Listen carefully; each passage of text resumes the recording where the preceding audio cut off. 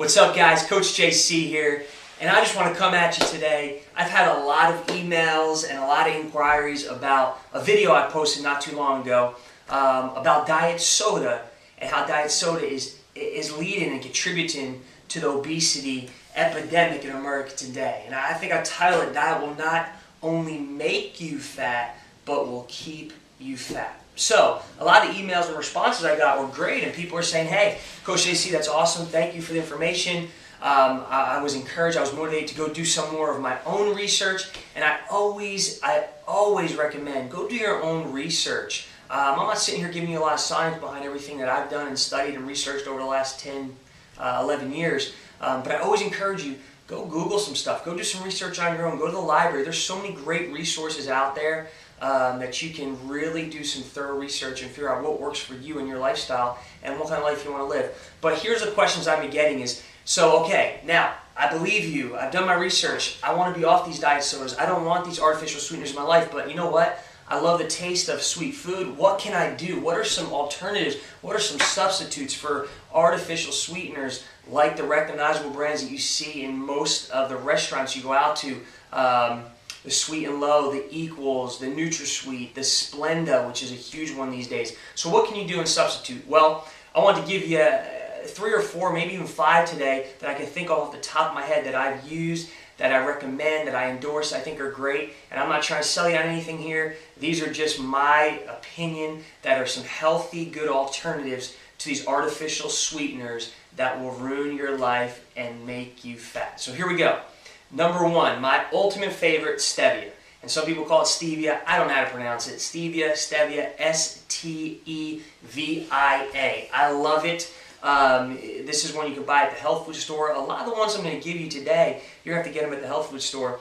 But it has a good flavor. It's semi-sweet. It's definitely an acquired taste. You want to start off using a little of it. But it's a great substitute for sugar and for the artificial sweeteners. The great thing I like about stevia or stevia is that they sell it in packets, just like you see like the Sweet and Low and in the little the sugars that they have in the restaurants. They sell them in packets like that. So myself, I'll keep them in my pocket, my wallet. My wife keeps them in her purse, and it's very convenient. You can put them in your coffee. You can put them in your water with lemon. I know a lot of people that do that when they go out to a restaurant. They get water, put lemon or orange or lime, and they put the stevia or stevia in there as a sweetener. So. You could also Google some great recipes on stevia. I've used it multiple times in different desserts. You can use it definitely in your drinks. But there's some great recipes out there. Google, do some research. There's some I think there's a great recipe book. I've not bought it yet, but I've heard some great things about it. Recipes using stevia only. And that might be a one you get. So number 1, stevia or stevia, however you want to pronounce it. It's a great one. I love it. It's acquired taste, but it's very convenient with the packets. You can get that at your Whole Foods, your basic nutrition stores. It's a supplement. It's considered a supplement, so basically you're not going to see it in the grocery store.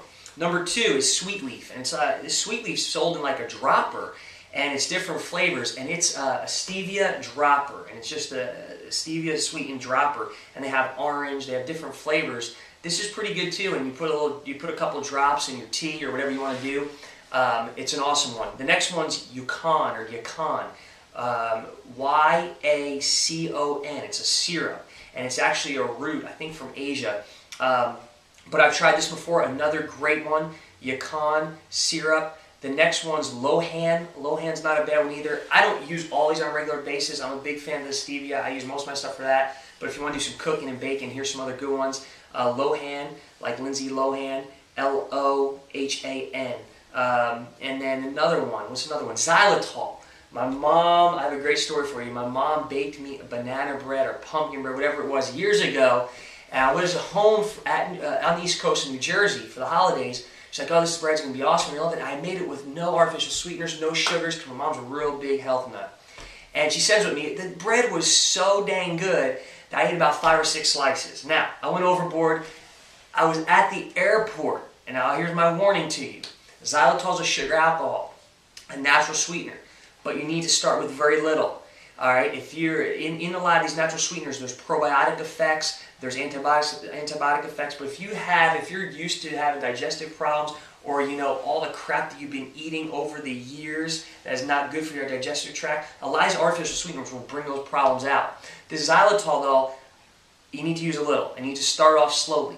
I ate about 4 or 5 pieces of bread, and I was in the restroom. I was mad at my mom for a week. I was at the airport in the restroom. I was on the airplane at the restroom. I got up about 4 or 5 times throughout the flight. It was brutal. I was so upset. I said, why did you not tell me the xylitol stuff? Hey, you know what? I still use it, and your body will get immune to it. But my point is, it will help you in other ways and help living a healthy lifestyle rather than just a sweetener for your food. So try the xylitol. It's great, but make sure you are very conscious about how much you use.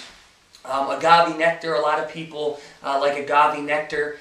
I haven't done enough research on agave nectar. I've used it, I still use it, but you need to be careful. I'm still doing some research on agave nectar, what kind of really sugar and sweetener that it is. A lot of these sugars and sweeteners, you gotta be careful because some of them can lead and contribute to diabetic effect. So I'm still doing some research on agave.